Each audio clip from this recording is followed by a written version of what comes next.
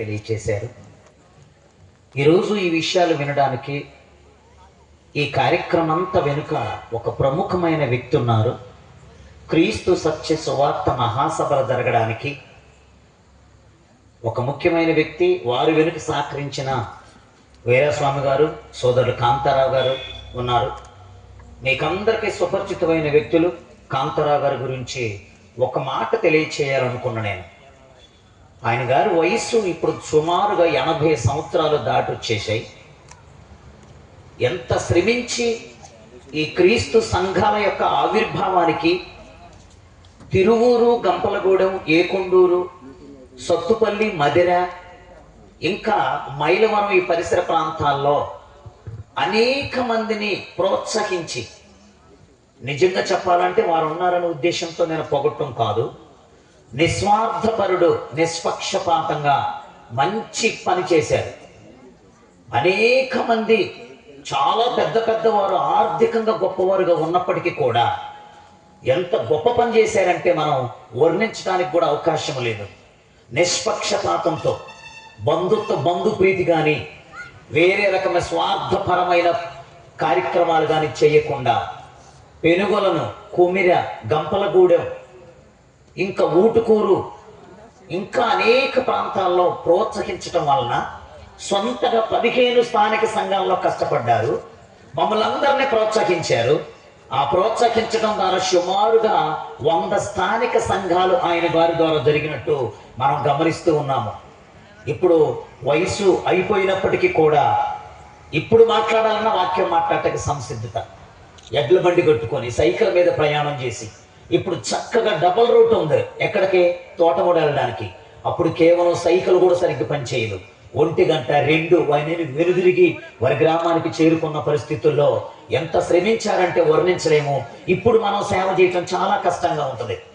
కనుక సోదరుల గురించి ఎక్కువ చెప్పడానికి నాకు సమయం లేదు కాబట్టి నేను కొద్ది విషయాలు మీతో మాట్లాడుతున్నా. నిష్పక్షపాతంగా క్రీస్తు సంఘాలు వ్యాపించడానికి పరిసర ప్రాంతాల్లో శ్రమించి బాగా కష్టపడ్డ వ్యక్తిని మనం సన్మానించాలి, గౌరవించాలి.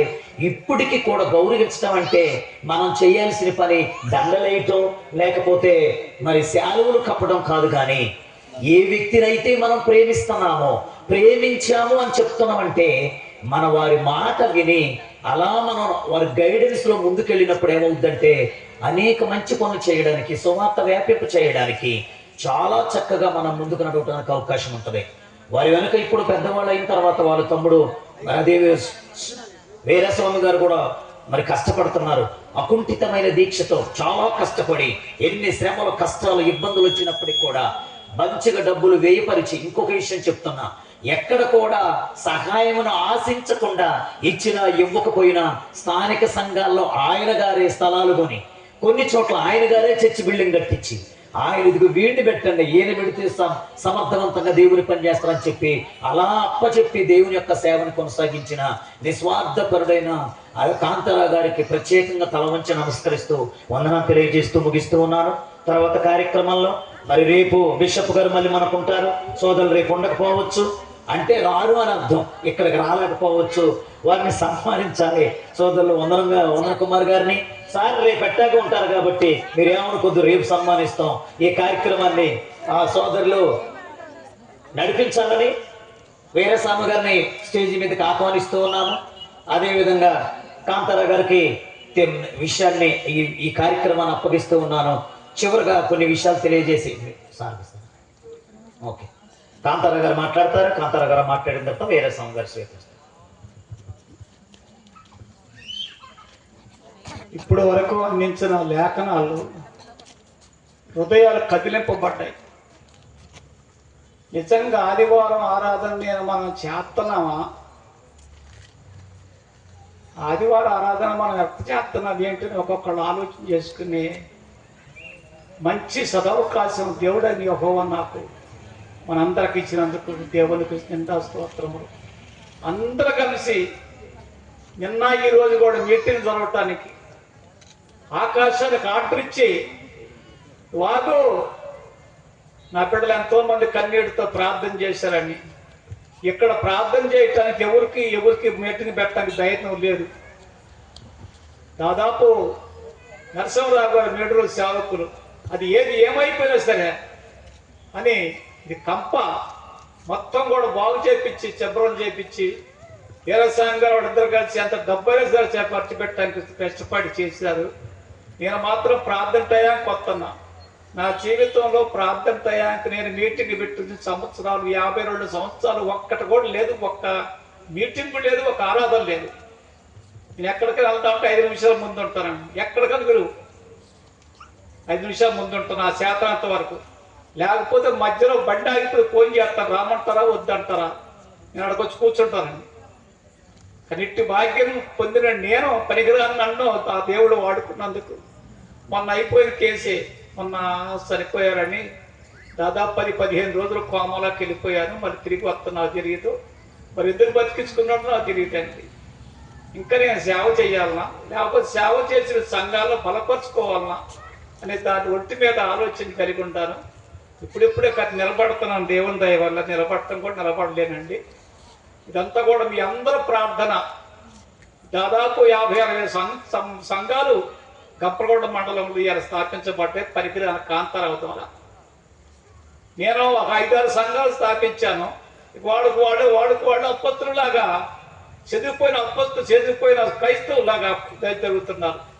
నన్ను ఎంతగా అభిమానం ఇచ్చిన నా తోటి పనిచేస్తున్న తమ్ముడు సుధీర్ గారు, నరసింహరావు గారు, నారాయణ గారికి, అనేక మంది తమ్ముడికి నా హృదయపూర్వక వందనాలు చెల్లిస్తున్నాను. మీరు వాళ్ళందరూ నా కృషితోనే ఇప్పుడు ఈ పని జరిగింది. మరి నిజంగానే బతికింది ఇది కూడా నువ్వు చేసిన పని వాళ్ళే చేస్తున్నారు చూపించడానికి బతికిచ్చాడు దేవుడు. ఈ శుభ సందర్భంగా ఇద్దరికి కూడా సన్మానం చేద్దాం. రేపు వచ్చినా ఒకటే, రాకపోయినా ఒకటే, ఇద్దరికి సన్మానం చేద్దాం. నాగేశ్వర గారు ప్రార్థన చేస్తారు.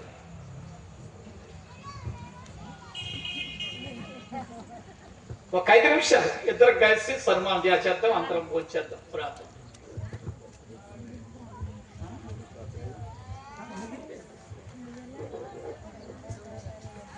చిన్న మనవి,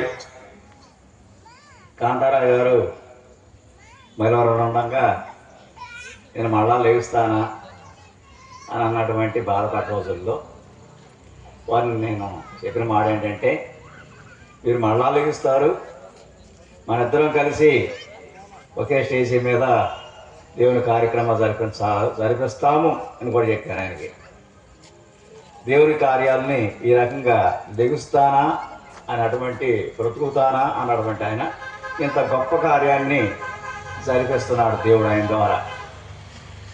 కాబట్టి నా కోరిక కూడా ఆయన తీర్చాడు. ఇద్దరు ఒక స్టేజీ మీద కూర్చున్న అవకాశాన్ని దేవుడు మళ్ళా మాకు ఇచ్చారు. అందరి బట్టి దేవునికి వందనాలు. 2 రోజులు చక్కటి వాతావరణాన్ని దేవుడు ఇచ్చాడు. కాబట్టి ఆయన కృతజ్ఞతలు చెల్లించాలి. ఇంకొక రోజు మిగిలి ఉంది.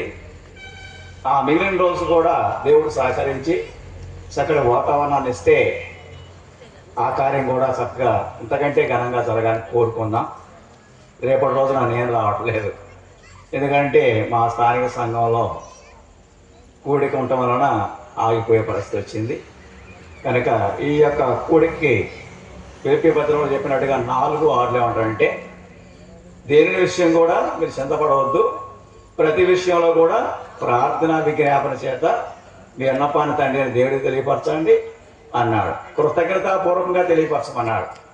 ఈ 2 దినాల కార్యక్రమాన్ని చక్కగా దేవుడు జరిపించినందుకు కృతజ్ఞత చెల్లిస్తూ, విన్నపం అంటే రేపు జరిగే కార్యక్రమం కూడా చక్కగా దేవుని సహకరించి ఇంతకంటే ఘనంగా జరిగేలాగా సహాయం చేయమని ప్రార్థించుకుందాం.